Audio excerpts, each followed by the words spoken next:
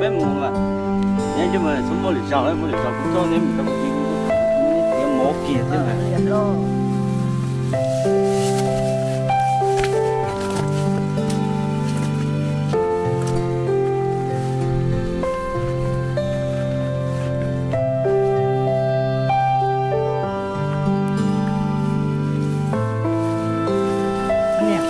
đây nó xa rồi nhưng muốn đây à thế thì em mới cho nó đó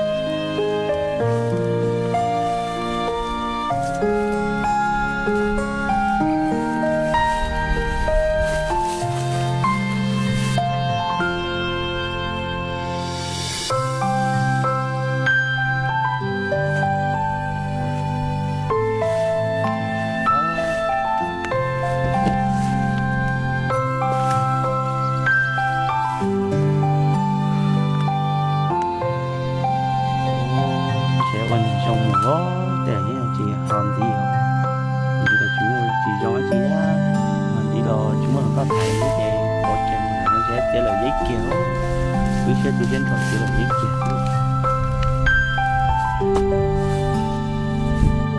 là nhau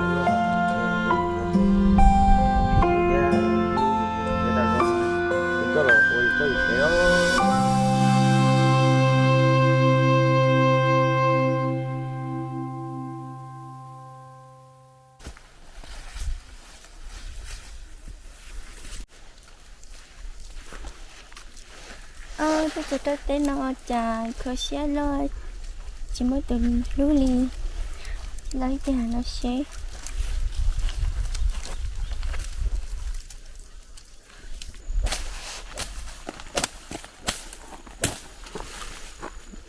ô đừng có xa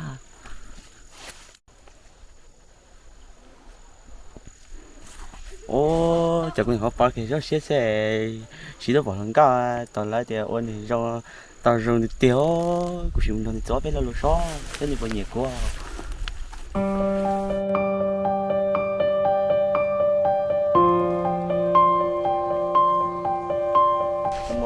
tôi mua chiều cha có tôi muốn tôi nói cứ tôi xí lên sao có yêu tôi muốn ăn chi nè mua của tôi mua xí xí theo tôi mua có bao cũng được có giỏi là con á nên đó tôi nói giàu tao cơ mà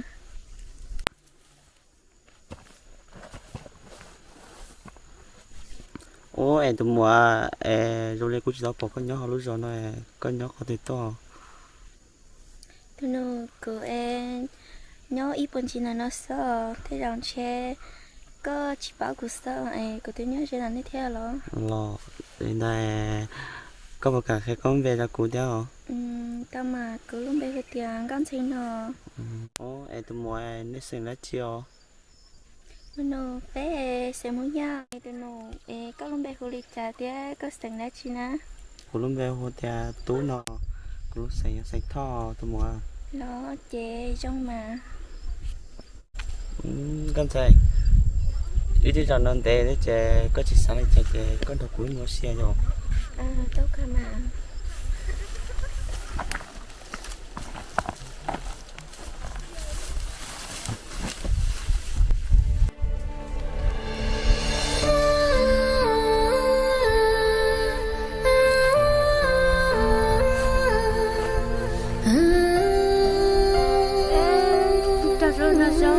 có một té luôn chỉ có tuổi có một bát thì cũng cho chẳng nên té chỉ có tuổi là nó rồi bây giờ có xin cho cô cha cho cô nó liều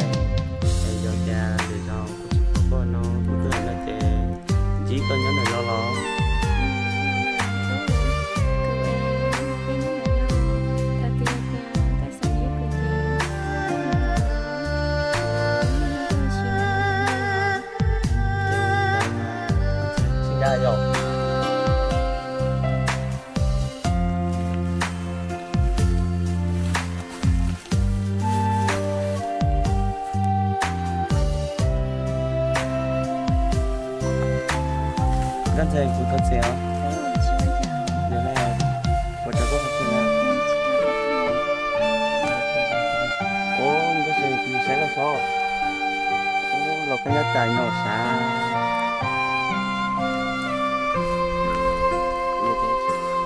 Chị cháu có thì trẻ ướm một lần.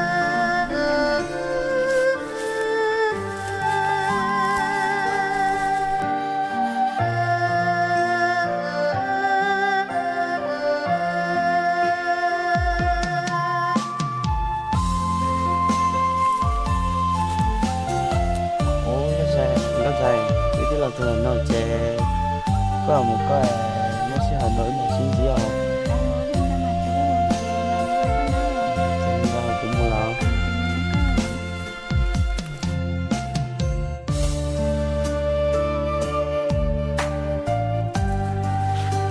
Ô, chẳng nó mua xe loại nó dễ luôn nè. Vì chả có gì nhiều những cái thành này. Chả có sao em.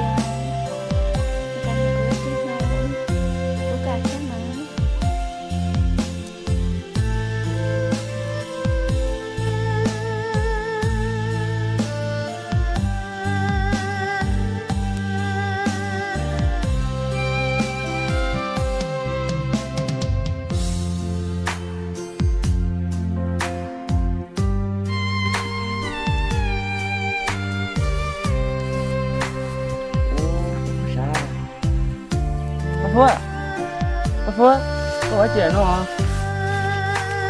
Phua.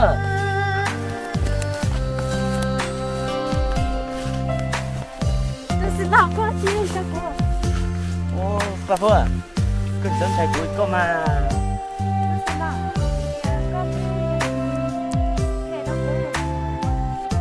Phua, buổi tối thì ra ta rồi, buổi tối phải cho nó rau nè hả?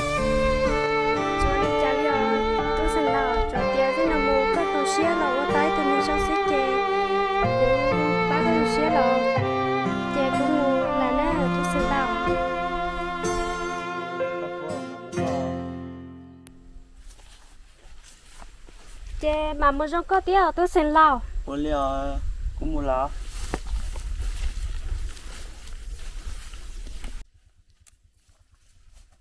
Ô, có sáng đây chị. Mình làm một cái chị mua đâu.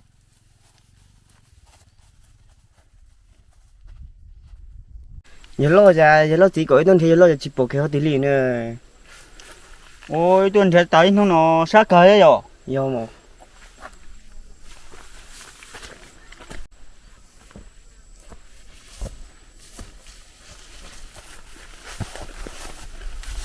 Ô, cũng mấy gì rồi lo?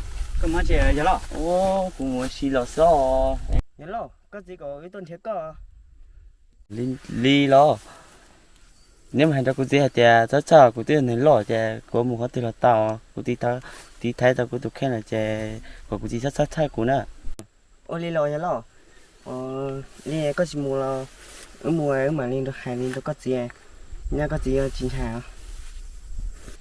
Chè lên tao nếu mà nếu hành ra cô tí hạt chè của cô tí rất thay cô nè cô mua ship để cô mà lo nó. Ô li vậy lo.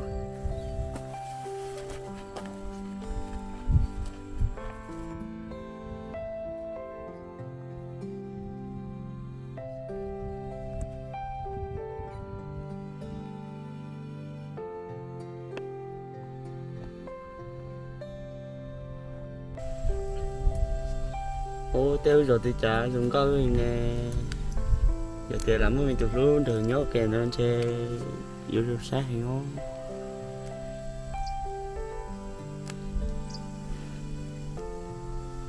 Ô chả có xe thì tới đó trốn rồi mà giờ mà chỉ xong mình chế liệu.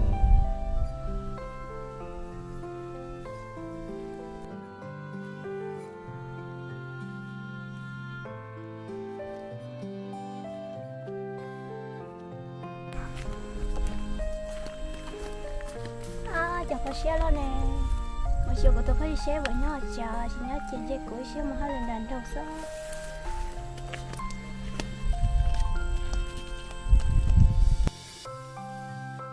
có gì tôi mới chỉ ông các chùa của tôi mà sách của tôi phải xe anh em muốn đã chỉ lo chỉ tin là chỉ có muốn để ít được tin là để có để cũng mà là ăn lòng nữa liệu em các chùa em có một cặp cũng cũng là nói theo lên đó chơi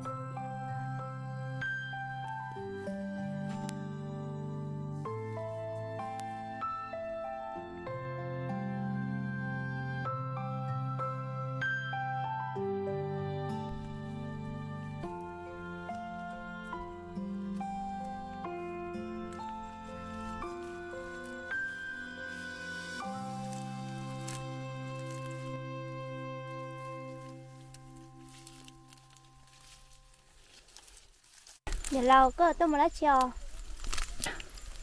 cuối tuần bên này nó là tí đã cho này tôi mới chia đây chị tôi mình đã có xe có buộc khỏi có được cuối mà lên đàn đâu nè nó tới dòng xe của chị không mua của họ lên lên đâu tới dòng xe nhà là chị bố của mình chia lấy rau của mình đâu có mua nữa cả leo có chị khẩu chè của một cô chia lấy rau của lối mà lấy mua